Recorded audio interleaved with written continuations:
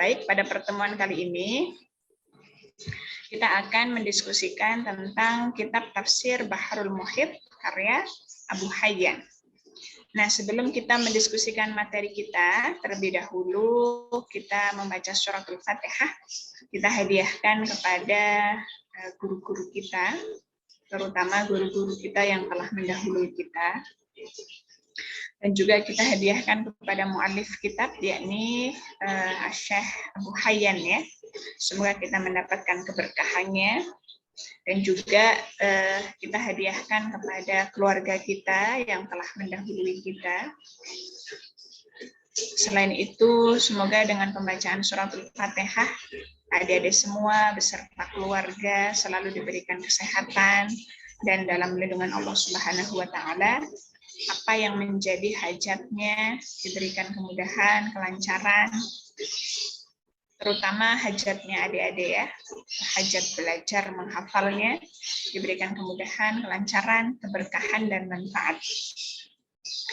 Ada hadis ini ya, wa ala kulli niyatin shalihah wa ila hadratil Al-Fatihah.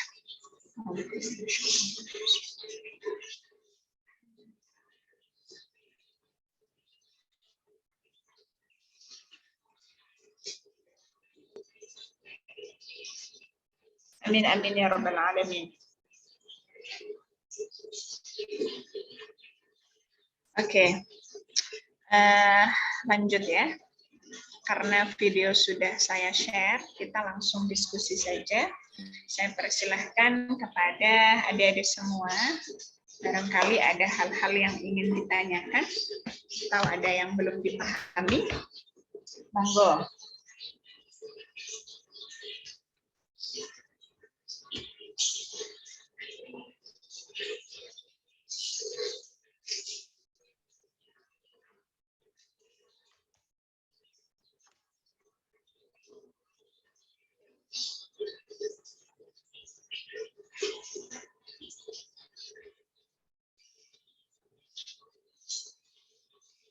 Tidak ada? Kalau tidak ada, kita keluar Zoom nih. Saya izin bertanya, Bu. Oke, silahkan Devi.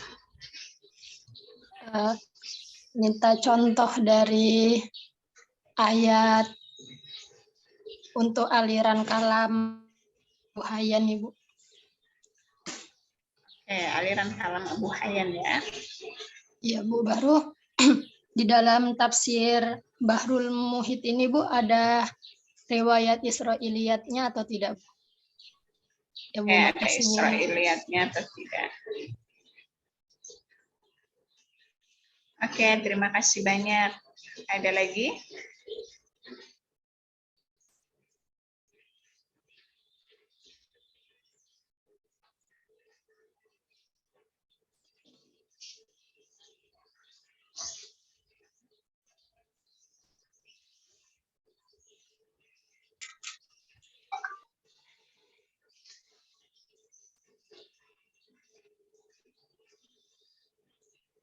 Ada lagi?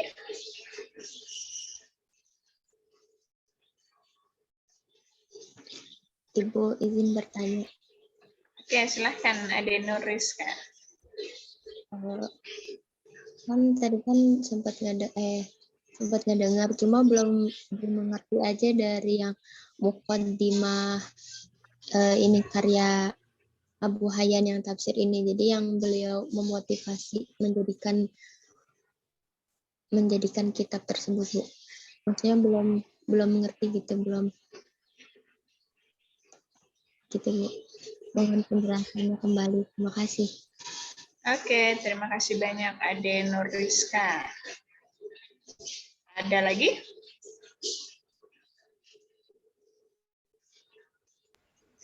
Saya izin bertanya, Ibu. Oke, silahkan Farah. Dalam dalam tafsir Bahr al-Muhit karya Abu Hayyan ini, adakah ulama yang mengkritik kitab tafsir tersebut, Ibu? Itu aja. Terima kasih, Bu. Oke, mengkritik kitab tafsir ya. Oke, terima kasih banyak. Ini sudah ada 3 penanya ya. Devi Ramayani, Ade Nur Rizka, Farah Nur Fadila. Oke, saya share screen dulu ya.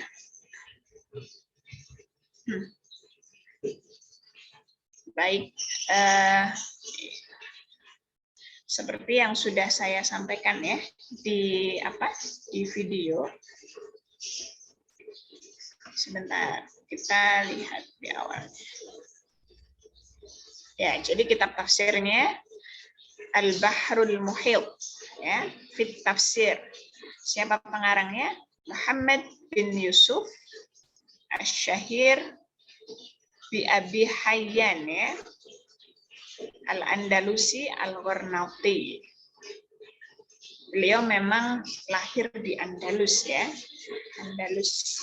Berarti sama dengan Al-Qurtubi ya. Sama-sama dari Andalusia. Jadi Islam itu luar biasa sekali ya kalau kita melihat perkembangan peradabannya ya. Sekarang tinggal cerita ya. Jadi di Eropa sudah bukan Islam lagi mayoritasnya ya. Di Cordova itu. Tinggal cerita, kira-kira begitu ya. Jadi kira-kira kapan ini peradaban Islam itu kembali kita raih ya. Peradaban ilmu pengetahuan berpusat di Islam. Jadi adik-adik jangan menutup mata dengan peradaban barat. Jadi jangan kemudian belajar Islam kok di barat, harusnya kita ke Timur Tengah dong, misalnya begitu ya. Karena sekarang peradaban ilmu pengetahuan itu di barat, ya tidak ada salahnya ketika kita, makanya banyak ilmuwan-ilmuwan muslim, misalnya doktor di Jerman gitu ya, di Amerika. Jadi adik-adik jangan menutup mata ya. Karena dulu pas peradaban ilmu pengetahuan ada di Islam, itu juga banyak orang-orang Barat belajar ke Islam gitu ya. Mereka tidak menutup mata, yang kemudian akhirnya sekarang mereka luar biasa sekali ya, peradabannya ada di mereka.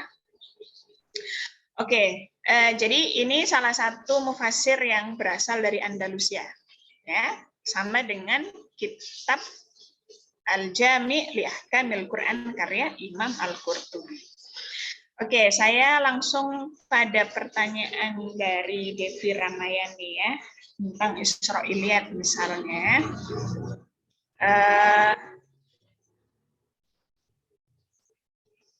Oke.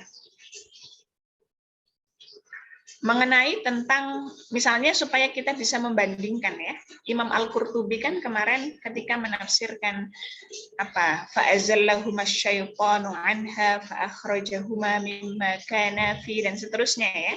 Jadi ayat sebelumnya kan wala taqraba hadhihi syajarata fatakuna minadh dhalimin. Tapi yang terjadi apa?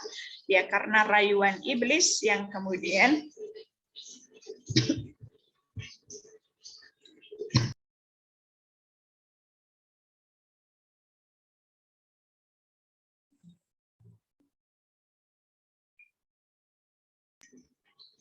Oke, mohon maaf tiba-tiba tenggorokan gatel ya.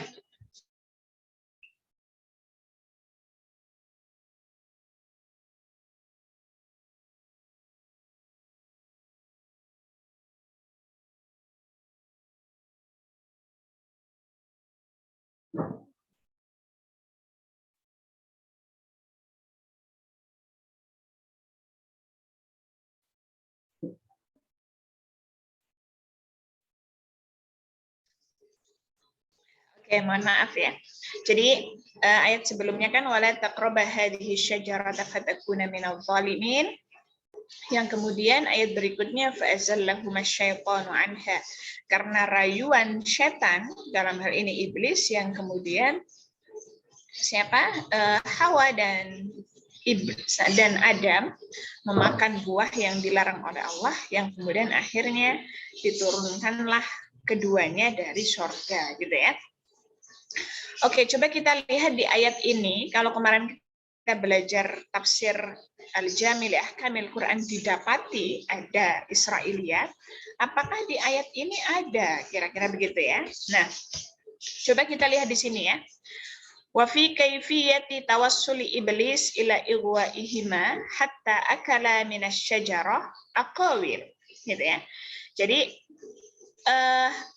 mengenai cara iblis itu bisa sampai merayu keduanya, merayu Adam sama Hawa sehingga makan buah dari pohon yang dilarang oleh Allah. Di sini ada banyak pendapat, aqawil gitu ya. Oke, coba kita lihat. Qila fadakhala iblis al-jannah ala tariqil waswasah. Jadi iblis itu masuk ke sorga melalui jalan bisikan, ya, bisikan. Ibtilaan li Adam wa Hawa. Itu sebagai ujian untuk Adam sama Hawa. Itu pendapat yang pertama.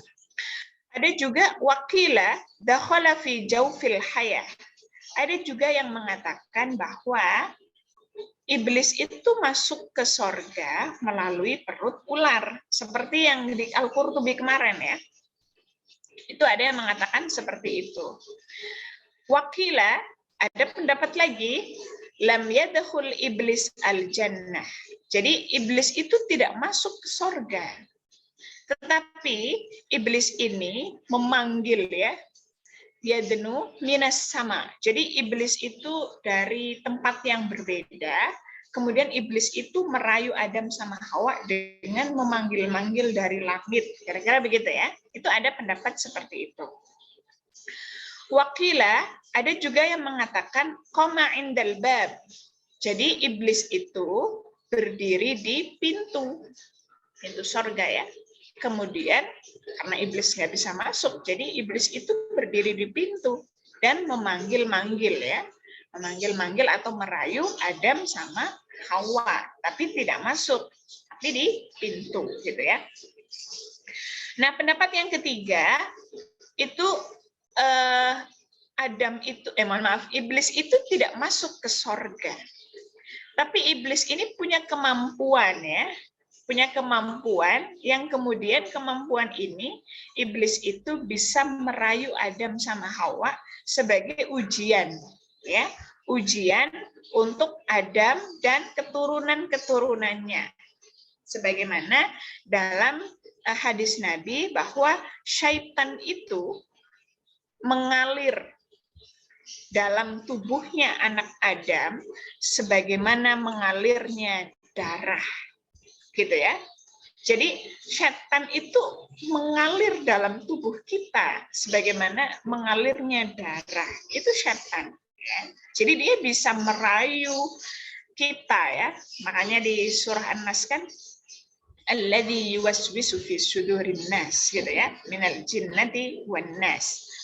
Oke, jadi nah, kalau kita melihat di sini, beliau itu kalau kita membaca tafsir Al-Qurtubi kan beliau langsung an Wahab bin Munabbih, langsung dijelaskan ya kisah tentang bagaimana iblis masuk ke dalam perut ular di mana ular itu berkaki 4 dan lain sebagainya ya, yang kemudian merayu Hawa dulu, wahai Hawa, coba lihat tuh buah dari pohon tersebut rasanya enak sekali loh, gitu ya. Mungkin kalau orang-orang sekarang tuh yang, aduh rasanya meninggal gitu ya. Orang-orang sekarang tuh kadang lebay juga ya. Masa saking enaknya sampai meninggal ya. Nah, mungkin itu kalau bahasa sekarang ya. Jadi dulu iblis itu merayu Hawa dulu. Hawa, coba lihat tuh, rasanya enak banget. Baunya juga harum banget. Mungkin kayak buah durian bagi yang suka durian. Bagi yang nggak suka durian ya bau durian nggak enak ya. Terus rasanya enak, baunya harum, warnanya menarik yang kemudian Hawa tertarik gitu ya. Terus Hawa mendekati Adam. Adam, coba makan buah ini. Aku udah makan loh. Dan tidak ada mudarat sama sekali yang muncul dalam tubuh saya tuh, nggak keluar gatel-gatel, nggak keluar apa-apa, misalnya begitu ya. Yang kemudian akhirnya Adam pun memakan buah tersebut. Kemarin sudah saya bacakan kan ya di Al-Qurtubi ya. Iya, Bu. Dibacakan kan ya? Oke. Jadi, nah kalau di dalam tafsir ini beliau tidak menyampaikan itu ya. Beliau menyampaikan bahwa di sini ada ragam pendapat loh. Tapi kalau saya melihat di sini beliau sebetulnya lebih kepada pendapat yang terakhir ya, bahwa Adam itu, iblis itu tidak masuk ke sorga, tapi iblis ini punya kemampuan ya, punya kemampuan yang kemampuan itu memang dalam rangka untuk menguji Adam dan keturunan-keturunannya. Karena kan sudah ada baiat ya antara Allah dengan iblis itu, bahwa iblis memang meminta kepada Allah untuk menguji ya, untuk mengganggu manusia, dan sudah diaminkan oleh Allah. Kira-kira begitu ya. Nah, yang kemudian ini tadi inna syaiton yajri. Jadi dia mengalir dalam dalam tubuh kita sebagaimana mengalirnya darah di dalam tubuh kita ya. Nah, di sini berarti kalau kita bandingkan ya tafsirnya Abu Hayyan dengan tafsirnya Al-Qurtubi, untuk ayat ini berarti beliau lebih berhati-hati. Artinya beliau tidak memasukkan kisah Israiliyat, tapi beliau hanya menyampaikan ada yang mengatakan wakila gitu ya. Tetapi di sini beliau lebih kepada yang tadi yang terakhir ya, bahwa tidak masuk ke surga, tapi ya karena setan itu bisa ini ya masuk dalam organ tubuh kita dan mengalir sebagaimana mengalirnya darah. Jadi di sini beliau lebih berhati-hati ya. Jadi untuk ayat ini beliau tidak memasukkan kisah Israiliyat. Saya juga coba membaca ayat yang lain ya. Oke, ayat ini saya selesaikan dulu ya. Waqad aktsarul mufassirun. Nah, di sini beliau sampaikan. Tetapi para mufassir, mayoritas mufassir, kebanyakan mufassir itu menukil kisah tentang Adam, Hawa dan ular gitu. Menurut kata beliau ya. Tapi wallahu a'lam bidzalik. Hanya Allah yang tahu mengenai itu semua. Jadi kalau kita lihat di sini beliau lebih, kalau kita bandingkan dengan tafsir Imam Al-Qurtubi, kalau kita lihat untuk ayat ini beliau lebih berhati-hati ya. Beliau tidak memasukkan satu kisah ya. Beliau juga menyampaikan bahwa banyak mufassir yang menukil ini, tapi wallahu a'lam, benar tidaknya wallahu a'lam gitu ya. Tapi di sini beliau menariknya menampilkan pendapat di luar itu, dan tentunya ini yang oleh ulama kontemporer ya, mufassir kontemporer, bahwa ya mengganggu Adam sama Hawanya ya memang ini tadi ya, inna syaiton yajri. Setan itu yang mengalir sebagaimana mengalirnya darah dalam tubuh kita, sehingga dia bisa saja mengganggu Adam sama Hawa gitu ya. Karena itu bagian daripada ujian. Begitu ya. Siapa tadi? Devi Ramayani ya. Kalau saya baca di misalnya ya, di mana misalnya di jilid ketiga ya, kita lihat untuk ayat pertama surah An-Nisa ya. Biasanya di ayat pertama surah An-Nisa itu juga seringkali ada kisah Israiliyat masuk ya. Yang min nafsi wahidah wa khalaqa minha zaujaha gitu ya. Jadi bahwa kalian itu diminta untuk bertakwa kepada Allah, karena apa? Allah lah yang menciptakan kalian dari nafsi wahidah begitu ya, dari jenis yang satu. Salah. Dari jenis yang satu. Nah, biasanya para mufassir klasik itu memahami nafsi wahidah itu adalah Adam. Ya, jadi diciptakan kalian itu dari Adam. Nah, karena nafsi wahidah diartikan Adam yang kemudian berdampak pada wa khalaqa minha zaujaha gitu ya. Dan diciptakan dari nafsi wahidah Adam. Nah, nafsi wahidah diciptakan dari nafsi wahidah Hawa, istrinya. Nah, karena nafsi wahidah diartikan Adam ya, maka ya akhirnya penafsirannya diciptakan dari Adam Hawa, yang kemudian akhirnya mengutip kisah Israiliyat itu ya, yang Adam, ada dua versi ya. Adam lagi jalan-jalan di sorga, yang kemudian mendapati ada sosok manusia yang berbeda dengan dirinya, yang kemudian di situ bertanya ya, ada dialog di situ antara Adam sama Hawa, kamu siapa, diciptakan apa kamu, dan diciptakan dari apa kamu ini ya, yang kemudian Hawa itu menjelaskan bahwa saya diciptakan dari tulang rusukmu. Nah ini oleh ulama kontemporer kisah tersebut Israiliyat ya, bahwa tidak sahih. Ada juga riwayat yang lain yang memang ini kisah Israiliyat. Adam waktu itu sedang tidur, gitu ya, sedang tidur, yang kemudian pas bangun ada sosok yang berbeda dengan dirinya, ya, duduk di sampingnya. Disitulah ada dialog, singkat cerita menanyakan kamu diciptakan dari apa? Kemudian Hawa menjawab, saya diciptakan dari tulang rusukmu. Nah ini Israiliyat. Tapi pas saya lihat di ayat yang pertama ini, itu beliau tidak menafsirkan ya, tidak mengutip juga kisah tersebut ya. Jadi kalau saya lihat sekilas ya, saya katakan sekilas karena baru yang saya lihat 2 ayat. Tapi adik-adik misalnya kok mendapati, itu bisa jadi temuan ya. Misalnya nih, adik-adik nanti misalnya di skripsi mengkritisi kritik penafsiran Abu Hayyan ya dalam tafsir Bahrul Muhit, ternyata didapati kisah Israiliyat. Misalnya begitu ya, itu bagus sekali. Jadi mungkin kita tidak menemukan gitu ya, tetapi adik-adik misalnya mendapati di kisah-kisah yang lain misalnya ya, kok didapati, itu menarik ya.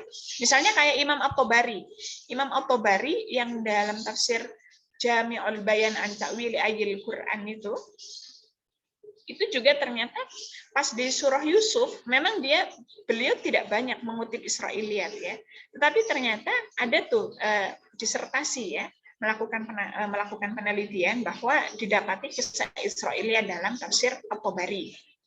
Yakni misalnya di ayat wasyarauhu bitsamanin bakhsin darahima ma'dudah.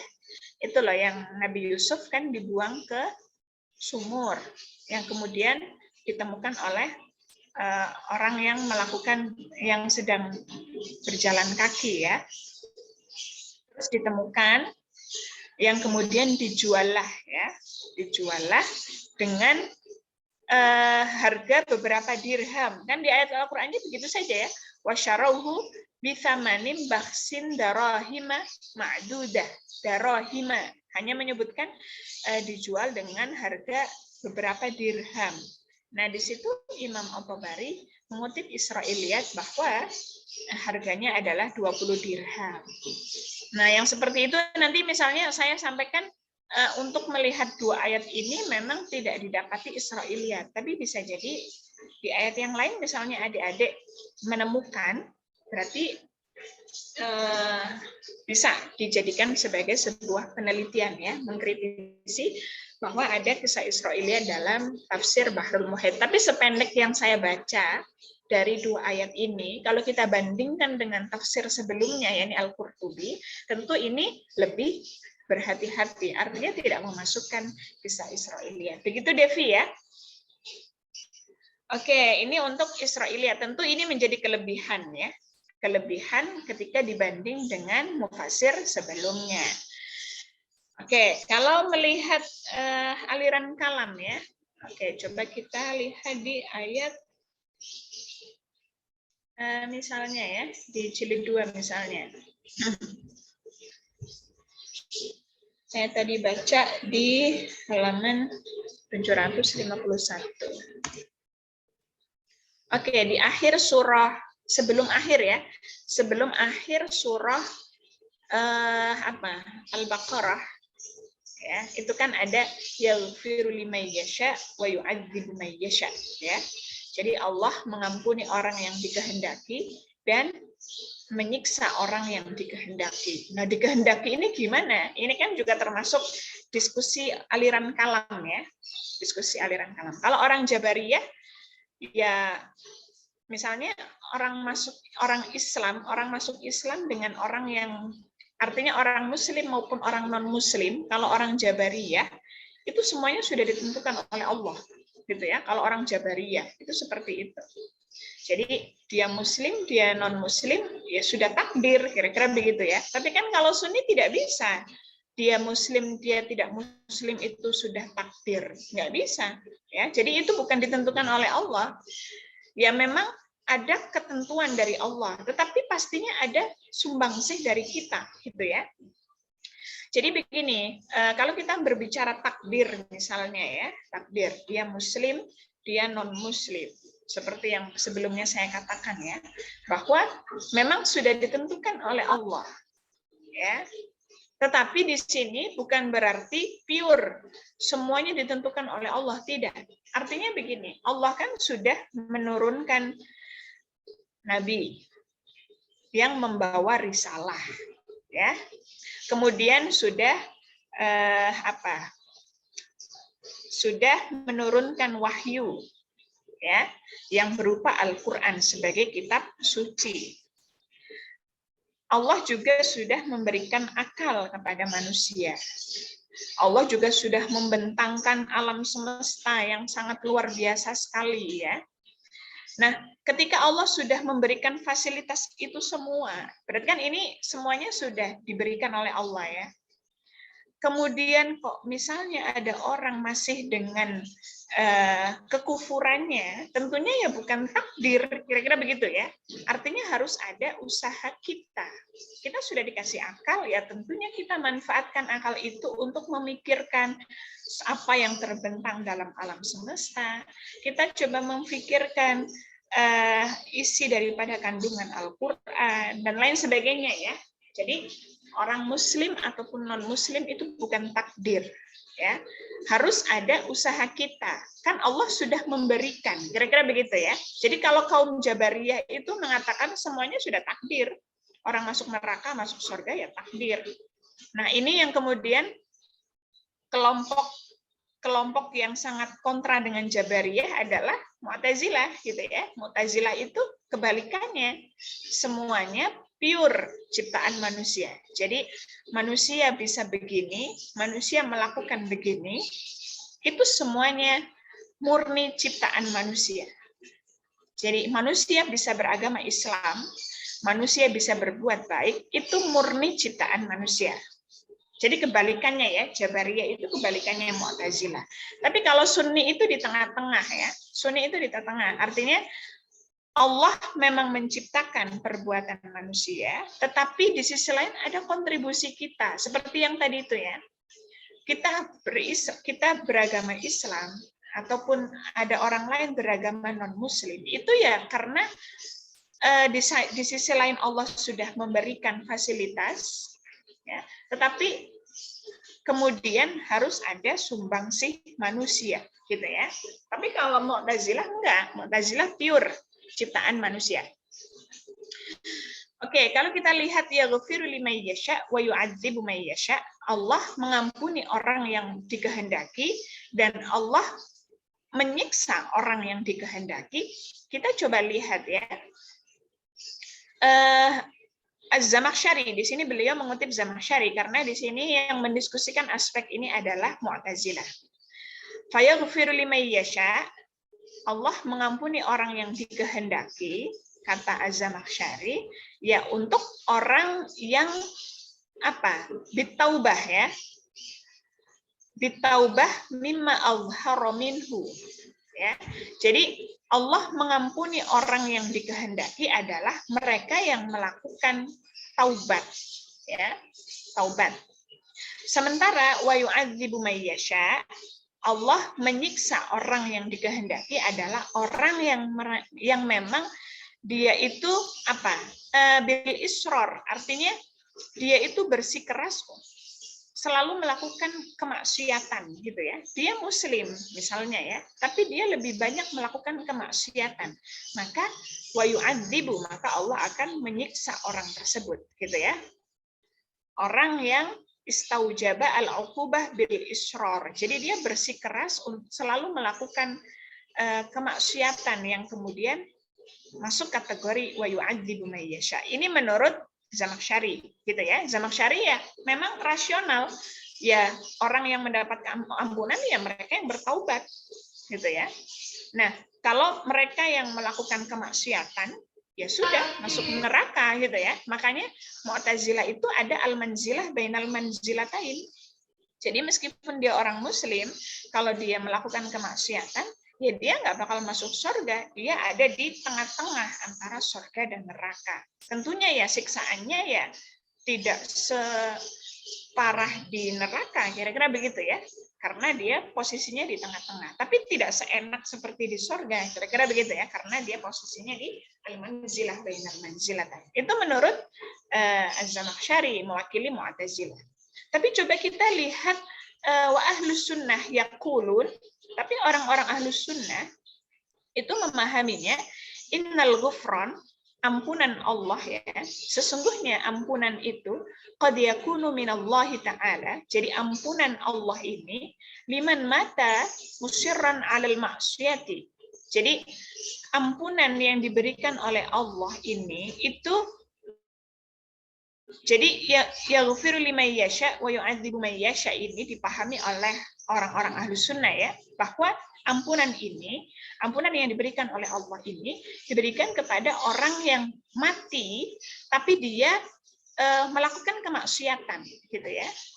Dia melakukan kemaksiatan dan belum bersempat bertaubat gitu ya. Jadi dia punya kesalahan gitu ya. Dan di sini belum melakukan taubat. Misalnya pernah meninggalkan sholat, misalnya ya, belum sampai pada bertaubat, artinya mengganti sholat yang ditinggalkan. Nah, di sini makanya posisinya adalah fahuwa fil masyiah. Jadi disinilah posisi kehendak Tuhan ya, kehendak Tuhan. Jadi dia mati, tapi meninggal dalam keadaan dia masih artinya pernah melakukan kemaksiatan dan belum bertaubat. Kalau tadi kan kalau Mu'tazilah itu ya ampunan itu untuk mereka yang sudah bertaubat gitu ya. Nah, sementara yang mereka tidak bertaubat ya sudah wa yu'adzibu, kira-kira begitu ya, disiksa mereka. Nah, kalau menurut Ahlus Sunnah ampunan itu diberikan untuk mereka yang melakukan kemaksiatan dan belum sempat bertaubat.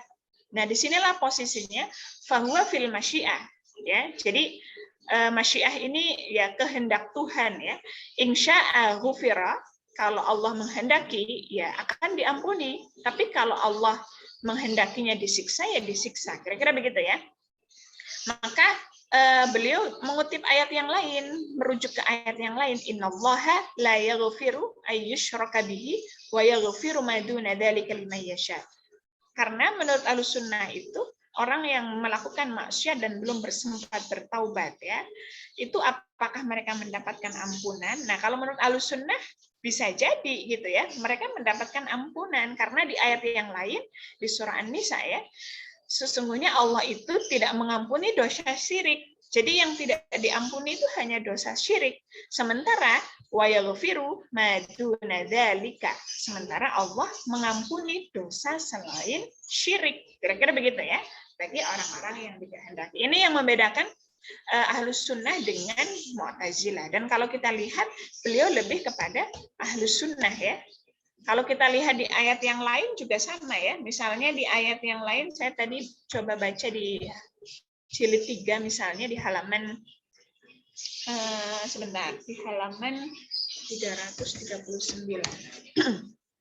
Nah, ini juga walillahi ma fis samawati wa ma fil ard yaghfiru liman yasha wa yu'adzibu man yasha. Di sini juga sama ya. Nah, di sini beliau wa huwa madhab al-Mu'tazilah yang tadi disampaikan ya, sebetulnya tidak jauh berbeda.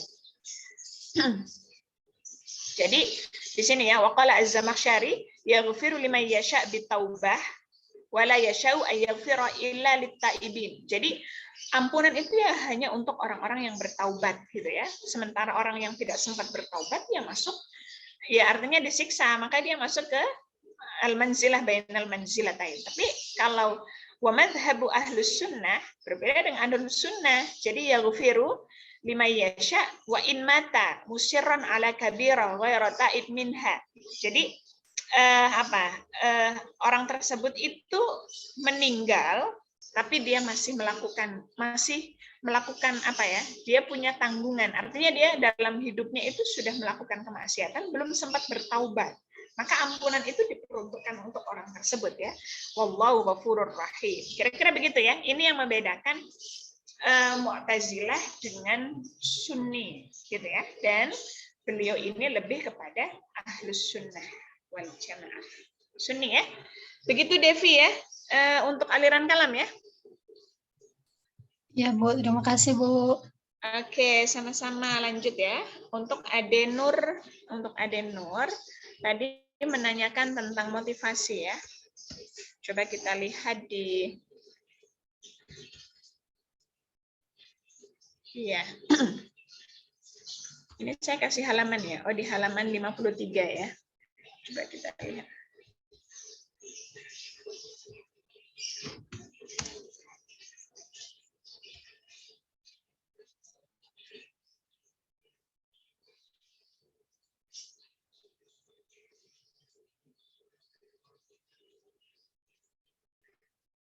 Oke.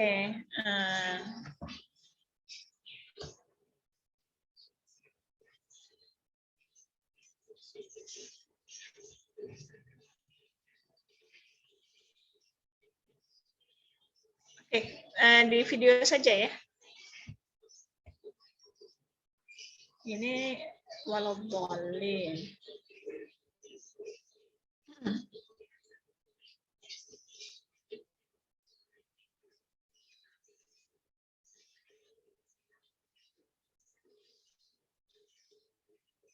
Ini masih bismillah ya. Oke, kita di video saja ya.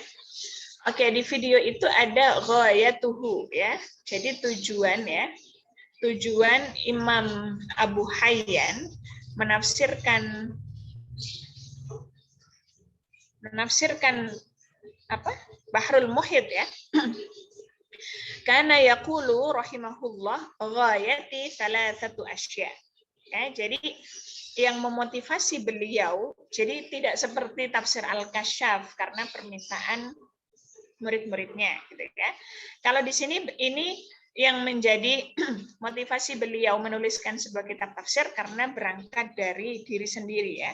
Yang pertama adalah tilawatul kitab al-aziz, ya namanya menafsirkan ayat per ayat, ya secara otomatis dia akan membaca kitab tersebut ya. Jadi dengan dia menafsirkan, mau tidak mau kan harus membaca ya. Bahkan tidak hanya membaca, lebih dari itu ya, yakni menggali kandungan tersebut. Jadi tujuan pertama adalah dalam rangka membaca kitab Al-Quran yang mulia ini ya. Kemudian motivasi yang kedua adalah al-iktsar min amalil khair, memperbanyak amal kebaikan gitu ya. Semakin buku ini banyak yang mempelajari, tentunya kan pahala terus mengalir kepada beliau ya. Dan ini perlu kita teladani ya, tradisi ulama-ulama kita menulis ya, itu perlu kita teladani.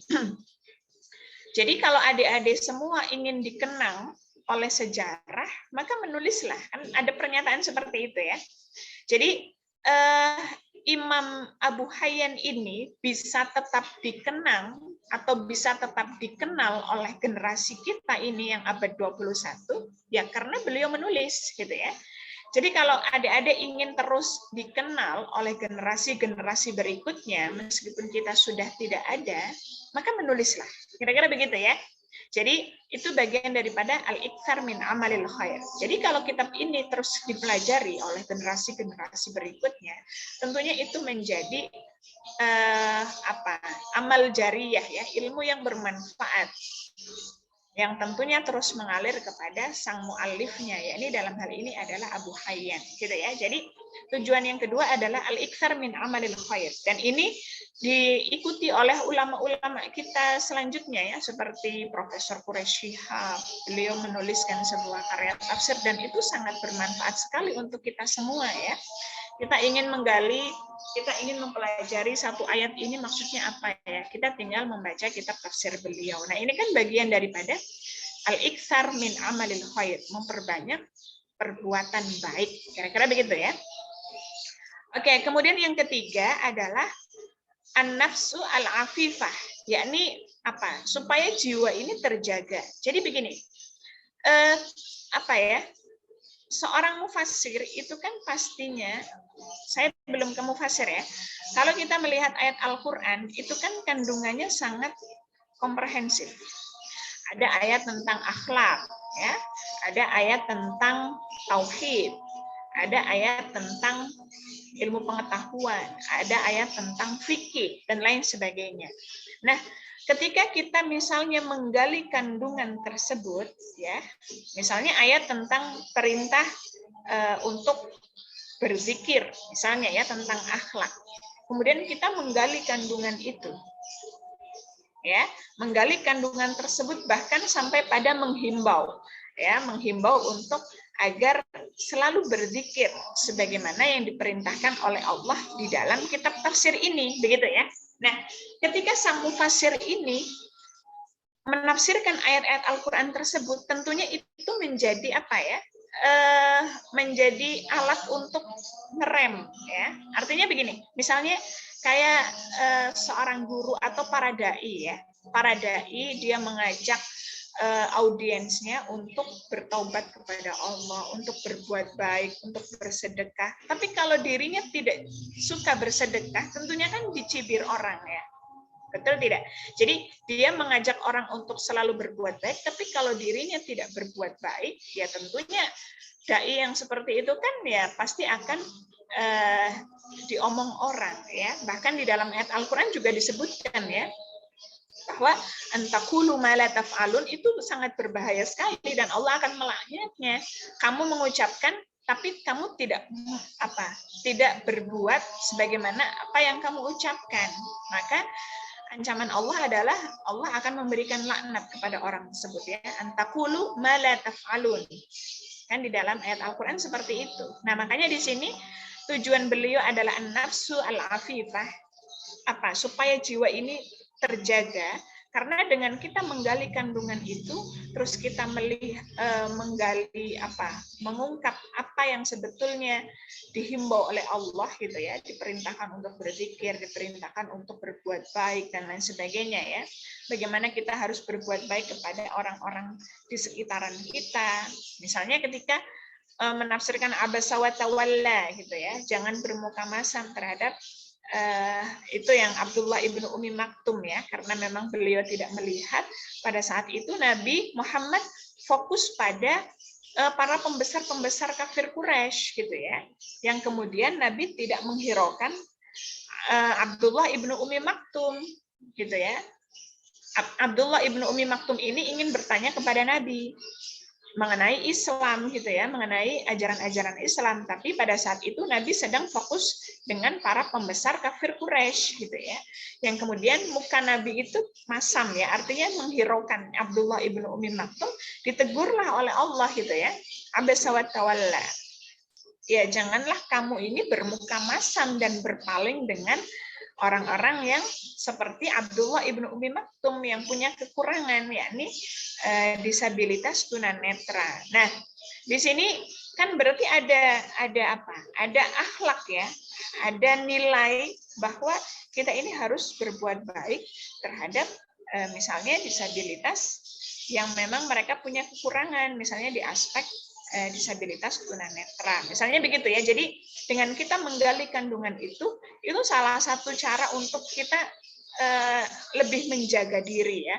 Masa kita menafsirkan Al-Qur'an, menggali kandungannya, bahkan di situ kita mengajak orang, terutama masyarakat pembaca, ya, karena ini tulisan, kan untuk menyeru untuk bisa sesuai dengan apa yang ada di dalam Al-Qur'an tersebut. Tapi kalau si mufasir itu kok dia melakukan hal-hal yang tidak sesuai dengan apa yang dia tulis, itu kan yang tadi maksudkan, ya, yang dimaksud dengan antakulu ma la taf'alun, kamu mengatakan sesuatu tapi kamu tidak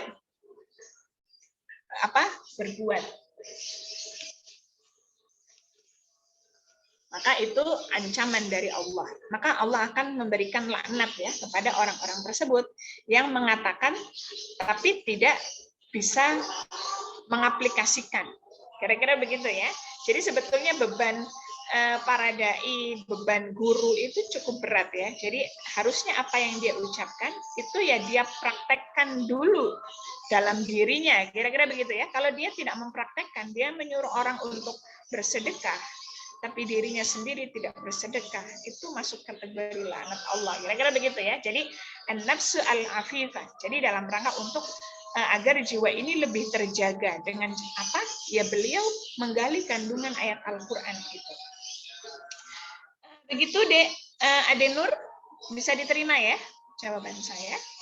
Atau ada yang belum jelas? Sudah Ibu terima kasih banyak. Oke, sama-sama. Kemudian pertanyaan terakhir ya dari Farah. Mengkritik kitab tafsir ya. Oke, kalau berbicara kritik, memang tidak ada produk yang sempurna ya. Pasti ada yang mengkritik. Tafsir Al-Qurtubi ada yang mengkritik. Tafsir Az-Zamakhsyari ada juga yang mengkritik. Tafsir Mafatihul Ghaib karya Fakhruddin Ar-Razi sangat lengkap. Bahkan sampai dibilang ensiklopedi gitu ya, karena menggali ilmu pengetahuan juga, sains, filsafat masuk dalam kitab tafsirnya, itu juga dikritik. Fihi kullu syai' illa tafsir. Segala sesuatu ada semua, kecuali tafsir. Nah, ini kan juga kritikan pedas ya. Sama juga dengan tafsir ini, ada yang mengkritik ya, bahwa kitab tafsir ini karena kecenderungannya ke bahasa ya, kecenderungannya ke bahasa dan itu sangat detail. Misalnya adik-adik pas melihat misalnya ya, di qiraatnya misalnya, adik-adik mungkin dulu di semester 2 belajar qiraat, ragam qiraat untuk surah Al-Fatihah ayat keempat ini, Malik Yaumiddin, mungkin hanya ada 2 gitu ya. Tapi beliau bisa menampilkan 13 ragam. Ada malak, ada malka, ada malki gitu ya, ada malaka dan lain sebagainya ya. Yang kemudian ini menjadi apa ya? Kekhasan ya. Beliau sangat detail di aspek kebahasaan. Misalnya yang bismillah saja, baknya itu bismillah, baknya ada mengandung banyak makna untuk bak saja ya.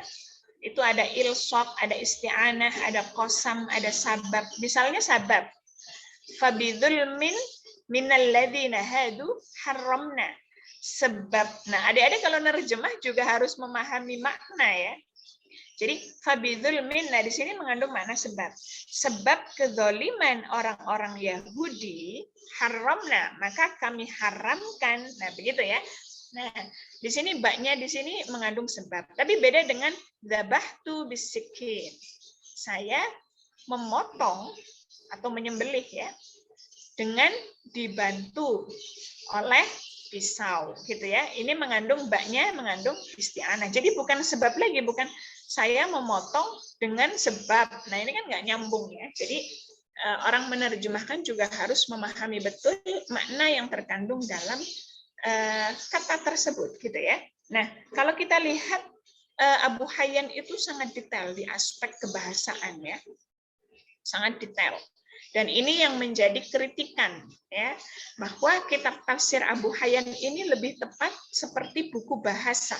Kitab bahasa, bukan kitab tafsir ya. Karena pembahasan dari aspek bahasanya sangat detail. Sama kayak Fakhruddin Ar-Razi, Mafatihul Ghaib ya.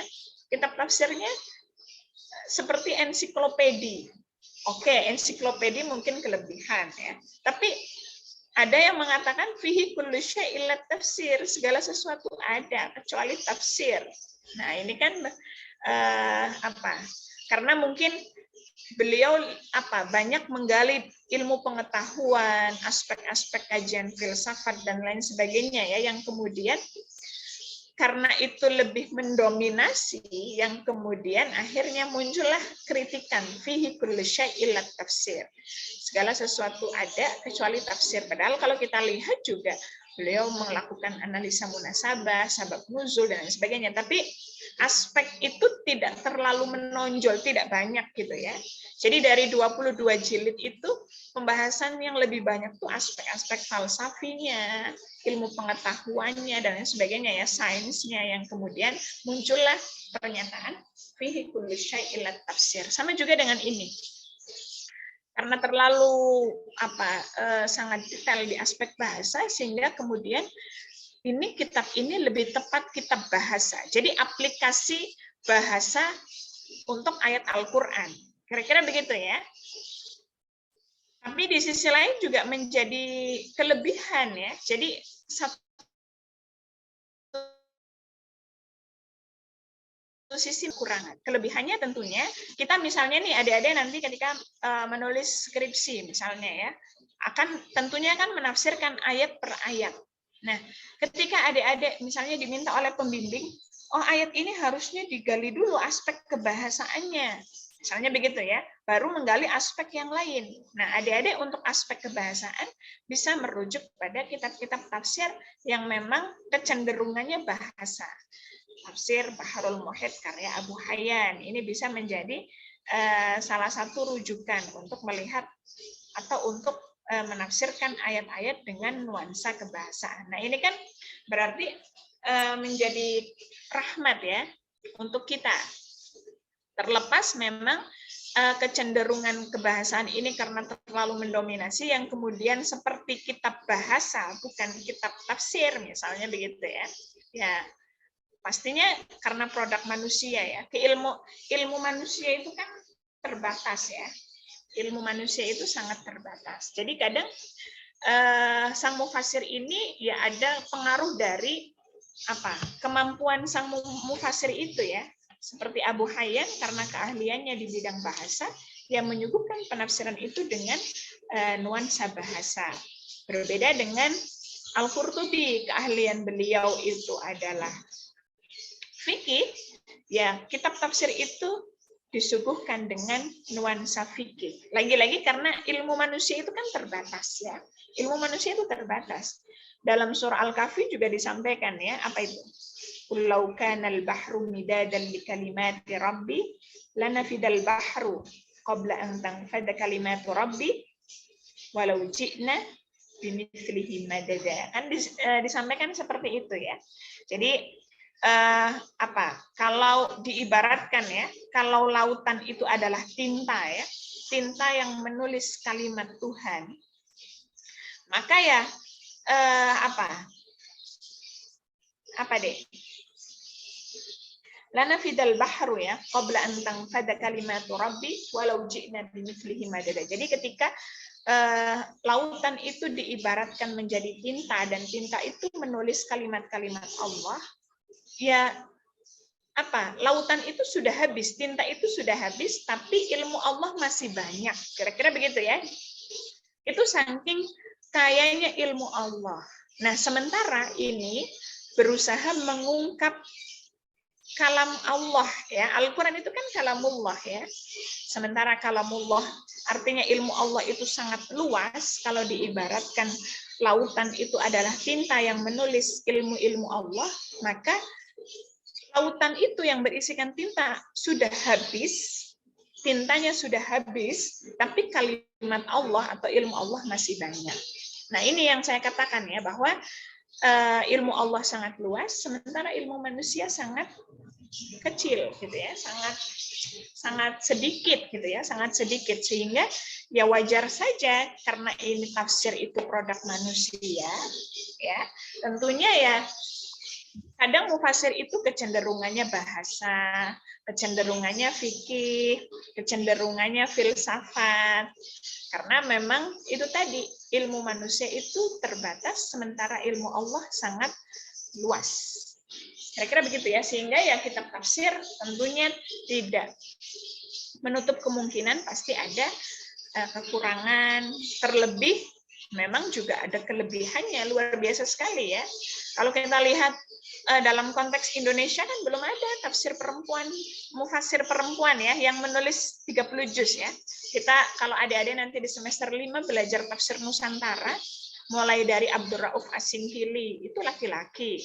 Nawawi Al-Bantani, laki-laki juga yang punya Marah Labid ya. Abdul Rauf As-Singkili, kitab tafsirnya Turjumanul Mustafid. Terus ada Buya Hamka, laki-laki juga, dengan tafsir Al-Azharnya ya. Kemudian apalagi tafsir An-Nur karya Hasbi As-Siddiqi, laki-laki juga gitu ya, dan lain sebagainya. Mungkin kalau tafsir Kementerian Agama itu ada ya perempuan, misalnya almarhum Profesor Huzaimah gitu ya. Tapi kan itu tim ya, tim ini kan berarti tidak menuliskan 30 juz sendiri, tapi diselesaikan oleh tim. Bisa jadi almarhum ini ya, siapa, Profesor Huzaimah itu dapat bagian menafsirkan juz berapa sampai juz berapa, kira-kira begitu ya, karena itu tim. Jadi memang kerja mufassir itu tidak mudah. Jadi artinya memang ada kekurangan dari sebuah produk tafsir, tapi tentunya dia mampu menafsirkan itu sudah menjadi kelebihan tersendiri. Kira-kira begitu ya. Oke, sudah terjawab semua ya? Atau mungkin ada lagi yang ingin ditanyakan? Atau sudah cukup? Nanti pertemuan depan kita sudah puasa ya. Semoga jam ketiga kalau puasa-puasa udah ngantuk-ngantuknya ya.